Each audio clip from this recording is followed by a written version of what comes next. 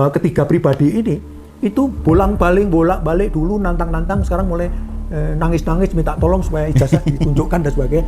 Artinya saya bisa menarik kesimpulan bahwa mereka waktu menuduh tidak menggunakan keputusan etis, seolah-olah dia benar. Dan seminar keliling dunia juga. Wah itu Pak. Seminar keliling dunia, bohong lagi nih orang. Saya tantang sama Pak Jokowi, ayo Pak kita berdua, Bapak tunjukkan SD sampai kuliah tertinggi, saya juga SD sampai kuliah tertinggi. Gimana Pak? Nih, netizen juga bertanya-tanya Bang, katanya Bang Rismon ini lulusan doktor dari Jepang. Nah ini bener nggak nih Bang? Untuk membuktikannya,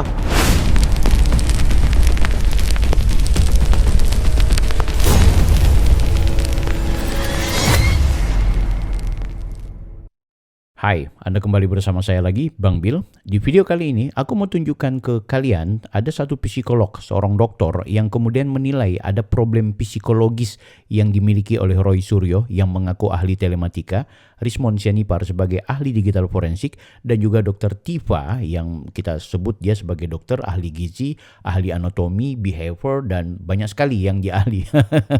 Nah menariknya, sang dokter psikolog ini kemudian membaca bahwa mereka bertiga ini sebenarnya ada problem yang sebenarnya terbaca begitu menganga, ya. Apa saja bacaan dari sang dokter tersebut? Sebelum kita mulai ke situ, aku mau ajak ke teman, ada satu video wawancara antara, bukan wawancara ya, semacam diskusi ya lepas temannya Bang Rismon yang kita tahu juga bagian dari lawyer yang rame-rame datang ke SMK, datang ke tempat KKN-nya Pak Jokowi. Ya, di dalam dialog tersebut disampaikan, Bang Rismon, Anda ditanyakan oleh netizen, apakah benar Anda lulusan Yamaguchi? Mana ijazahnya? Dan apa yang disampaikan oleh Rismon, saya akan tunjukkan ijazah itu kalau Pak Jokowi tunjukkan ijazah SD sampai dengan S1-nya. Ini jawaban lucu. Oke, kita dengarkan dulu. Nih, netizen juga bertanya-tanya Bang, katanya Bang Rismon ini lulusan doktor dari Jepang. Nah ini bener nggak nih Bang? untuk membuktikannya, sebaiknya kita sama-sama Pak Jokowi. Gimana? Ya, cara jawabnya lucu. Kenapa nggak jujur aja bilang, ya saya lulusan Jepang dan bla bla bla bla. Saya kan nggak presiden toh, tapi berani menunjukkan. Menunjukkan ya Bang? Saya tantang sama Pak Jokowi, ayo Pak kita berdua, Bapak tunjukkan SD sampai kuliah tertinggi, saya juga SD sampai kuliah tertinggi. Gimana Pak? Nah, dia tahu Pak Jokowi kan tidak akan pernah menunjukkan ijazahnya. Makanya dia bikin jawaban seperti itu. Ini muter guys, ngeles namanya, ini ngacir. Kan gitu. Karena memang ijazah jadi Yamaguchi-nya itu bermasalah, sudah ditemukan kok. Ini orang ini memang raja muter orangnya. Pak, saya nggak presiden aja berani. Siap. Bang Rismon ini berarti dulu kuliah di Jepang itu di universitas mana Bang? Yamaguchi. Itu buat paper, buat jurnal, dan buat apa namanya? Buat paper, buat jurnal. Kita dibikin kayak orang bodoh. Buat pertanyaannya, kuliah di Jepang Yamaguchi itu langsung aja jawabannya. Ya, saya punya disertasi, saya punya paten, saya punya tesis. Silahkan bisa dilihat di situs ini, situs itu. Faktanya nggak ada guys. Hanya paten gitu loh. Wah. Dan seminar keliling dunia juga. Wah itu Bang. Seminar keliling dunia, bohong lagi nih orang. Ini banyak masyarakat yang nggak tahu, nggak paham. Sebenarnya siapa sih Bang Rismon ini? Itulah banyak hoax sekarang, ya intinya kill the messenger. Paham ya Pak ya? Jadi kalau kita mengungkap kebenaran, Tahu nggak kill the messenger? Blokir, blokir WA-nya Mas Joshua. pasti banyak hoax tentang kita. Nggak ada hoax. Itu yang di-share oleh Rismon Sianipar adalah data-data tentang ijazah. Ijazahnya tuh nggak sesuai dengan Yamaguchi. Patennya itu tertolak. Kemudian apa lagi? Ya, workshop di seluruh dunia itu nggak ada tuh, keliling dunia nggak ada.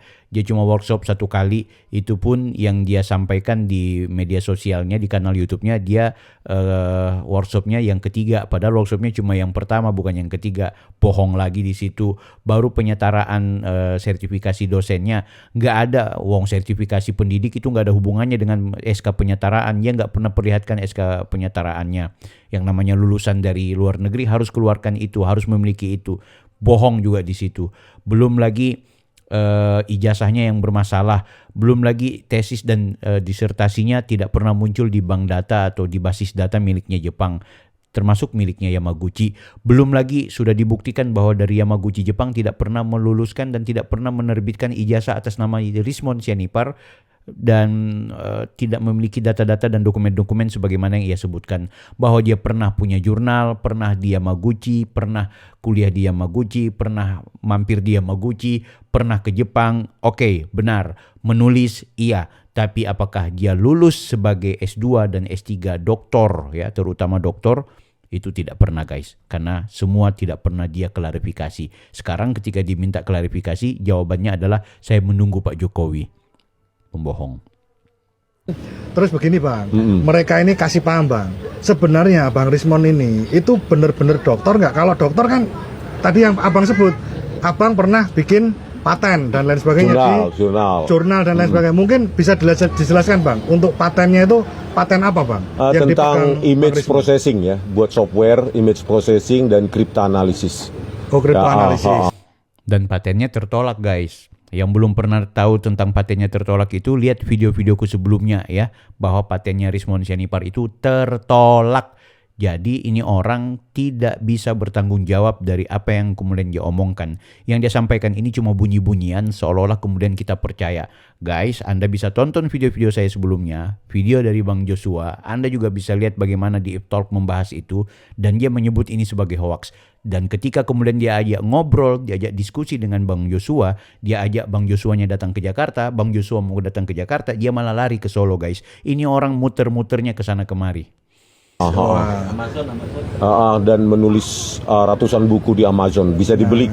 Tapi kebanyakan memang yang beli dari Jerman maupun Amerika dari penjualannya. Iya. Kalau kalian nonton saksikan di Amazon ya, kalian bisa lihat banyak sekali yang mereview buku dari Rismon Sianipar itu. Pertama, dari sisi grammarnya bermasalah, dari substansi dan materi yang ada di buku itu tidak sesuai, banyak yang mengecewakan. Artinya buku itu tidak layak.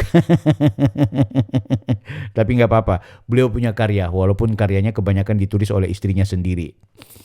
Kalau untuk teman-teman yang di Indonesia yang ingin mengenal Bang Rismon, nah ini harus beli bukunya. Bukunya mulai dari awal sampai akhir itu project. Jadi memang lebih disukai karena dia project, bukan teori-teori, dasar-dasar teori. Nah. Oke Bang, kita mau ke mana nih? Wonosegoro nanti. Terima kasih Bang. Cepat-cepat dialihkan karena kepingin nggak mau dipanjang lebar dipertanyakan soal Jepang. Udahlah Bang Rismon, jangan kebanyakan jangan kebanyakan gaya loh. Udah banyak yang tahu kok cara dan juga tindakan Anda itu sudah terbaca. Nah guys, orang-orang seperti Bang Rismon ini ternyata secara psikologis itu memang kemudian punya masalah. Nah kali ini aku mau share ke teman-teman salah seorang dokter psikolog yang kemudian sudah membaca sebenarnya mereka yang menuduh ijazah palsu Pak Jokowi ini punya problem psikologi. Ya, kita langsung saja tonton ini videonya buat Anda semua. Ya. Mekanisme itu rationalization itu melakukan tindakan bertahan dengan rasio pemikirannya seolah-olah dia benar. Yeah. It sounds right. Nah, ini bahasa Inggrisnya tepat sekali. Sounds right. Tidak benar, tapi sounds, nampaknya benar. Jadi seolah-olah benar. Terus dia mencari kiri kanan cara-cara untuk membenarkan, melakukan pembenaran kalau dalam bahasa Indonesia. Kesana kemari. Nah, hati-hati.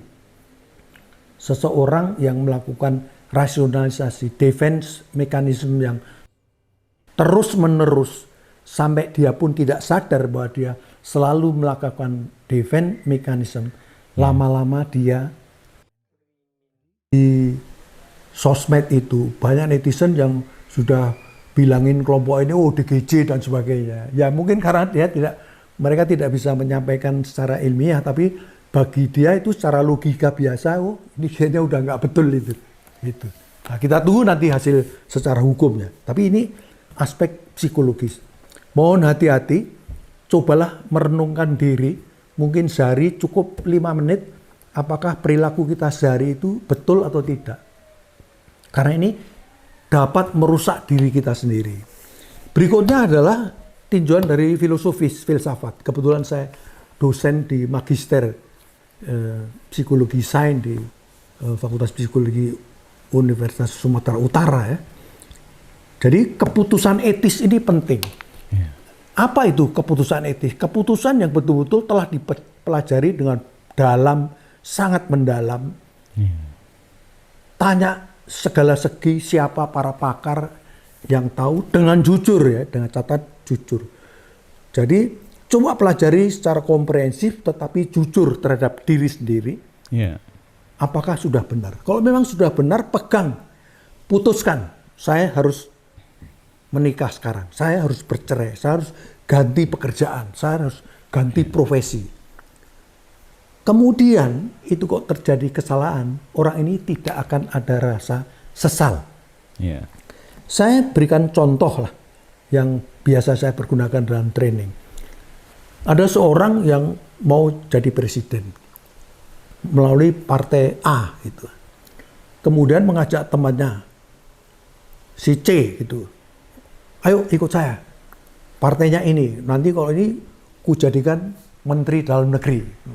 Tanpa pikir panjang, tanpa pemikiran etis, dia bilang oke, wah pikiran dia, rumah bagus, gaji besar, fasilitas mewah, pikirannya itu saja. Oke, jawab. Temannya si D, ayo nanti jadi menteri luar negeri. Oh sebentar, saya harus pertimbangan masak-masak karena ini kan jabatan politis. Dia tanya kiri kanan, semuanya dipelajari dan oke. Menurut pendapat saya, pandangan saya, keputusan saya pada saat ini itu bagus. Saya ikuti, jebret. Apapun yang terjadi, saya ikuti. Saya pegang teguh. Ternyata presiden yang mencalonkan diri itu dari partai terlarang dan akhirnya mereka divonis gantung, mati, digantung sampai mati hukumannya karena partainya dilarang gitu. Nah, apa yang terjadi coba? Bagi yang tidak mengambil keputusan secara etis, wah dia akan maki-maki, wah katanya menteri ini fasilitas enak, ujungnya saya masuk tiang gantungan dan maju ke tiang gantungan, ikat lehernya, mati. Mati dia. Nah, nggak bisa protes. Sedangkan satunya lagi yang mengambil keputusan secara etis, dia maju ke tiang gantungan dengan tegar, dengan tegap, dan hidup partai A. Karena dia yakin bahwa keputusan waktu itu benar. Ternyata salah dan kalah, fine, nggak apa-apa. Inilah orang yang mengambil keputusan benar-benar secara etis. Nah, saya melihat beberapa video ya di YouTube itu bahwa ketiga pribadi ini itu bolak-balik dulu nantang-nantang, sekarang mulai nangis-nangis minta tolong supaya ijazah ditunjukkan dan sebagainya. Artinya saya bisa menarik kesimpulan bahwa mereka waktu menuduh tidak menggunakan keputusan etis. Keputusan yang mungkin bermotif dari orang lain. Entah itu pesanan, entah itu karena tadi itu motif yang terdalam, ada sesuatu yang ditekan di dalam, entah sakit hati, entah jengkel, entah karena dulu dizolimi, entah merasa dikucilkan, dijelek-jelekkan, maka dia membalas dengan cara ini. Nah, ini akan tampak nanti terutama pada waktu sudah ada sidang dan ada putusan hakim yang berkekuatan hukum tetap. Apakah dia bisa menerima atau tidak? Gitu. Nah, karena kalau orang yang tidak mengambil keputusan secara etis, apapun alasan yang disampaikan, walaupun itu orang yang kompeten, ada saja nanti salahnya. Kalau kemarin ijazah begini, oh ini gambarnya kurang begini, nanti lama itu kok rambutnya kurang sisirnya ke sini, kok tangannya itu kukunya, itu tidak akan habis-habisnya. Nah, ini sangat tipikal orang yang begini ini. Ini sebenarnya harap melakukan introspeksi diri, meditasi diri supaya lebih melihat ke dalam apa sih sebenarnya yang nggak benar dalam diri saya. Untuk apa? Supaya demi kebaikan pribadinya menjadi pribadi unggul. Kalau tidak, dia akan semakin hari semakin hancur. Bagaikan seseorang yang bersalah menabrak orang, lari, dia tidak mau mengakui kesalahan. Pasti dia akan nabrak lagi. Jadi kesalahan akan beruntun. Dan itu tidak akan bisa dihindari. Jadi oleh karena itu, kembali lagi, harapan saya, mudah-mudahan mereka bisa berpikir lebih realistis, lebih introspeksi lah. Meditasi, merenung, apa sebenarnya. Kok saya pun begini. Mungkin istri-istrinya pun sudah gerah juga melihat itu. Kalau yang wanita itu, dokter itu, ya mungkin suaminya pun agak gedek juga ini kayak mana sih. Karena mengaku-ngaku peneliti dan sebagainya. Ya memang belajar anatomi fisiologi, tapi terus membandingkan ini jarak jidat ini, tempus frontal ini begini, os ini, wah ini mandibulanya, rahangnya, wah dipersoalkan itu. Ya begitu orang yang mencari-cari pembenaran. Apalagi dia itu kan seorang medis ya, kurang pas lah, kurang kompeten kok dia masuk ke wilayah hukum. Kemudian ini sudah banyak ke suasana atmosfer politis.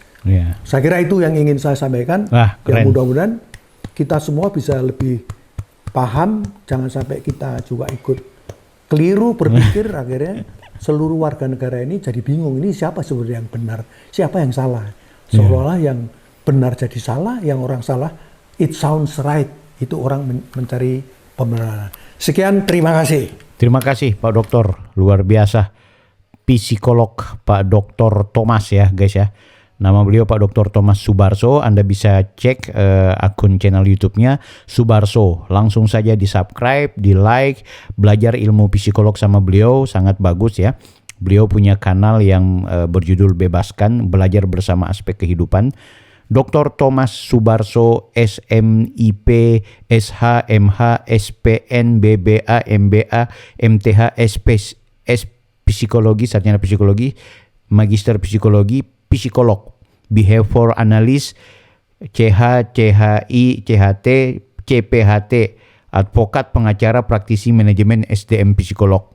Abis Dr. Tifa, abis Roy Suryo, Rismond Sianipar dikupas. Jadi betul ya yang disampaikan beliau bahwa memang ada keputusan etis yang nampaknya bermasalah dilakukan oleh Rismond dan kawan-kawan ini. Sehingga itu makanya tak heran menurut beliau ya, mereka itu loncat-loncat ya dari persoalan ijazah kemudian ke skripsi, dari ijazahnya kemudian font, habis font menuju ke foto, rambutnya begini, itu semua diistilahkan mencari pembenaran. Aku pikir mudah-mudahan kuliah gratis yang diberikan oleh beliau ini betul-betul memberikan pencerahan buat kita semua guys.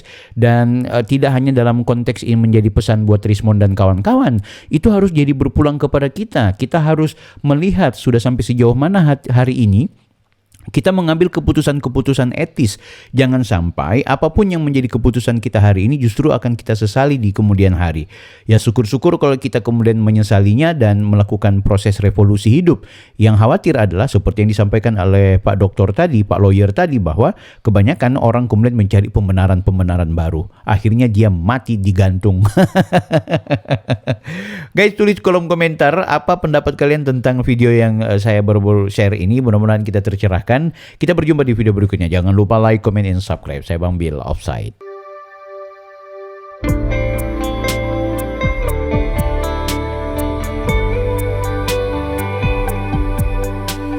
Surga, jalannya ada di dunia. Setelah meninggal dunia tak ada lagi kesempatan untuk bertakwa. La ilaha illallah, lafaz penghuni surga.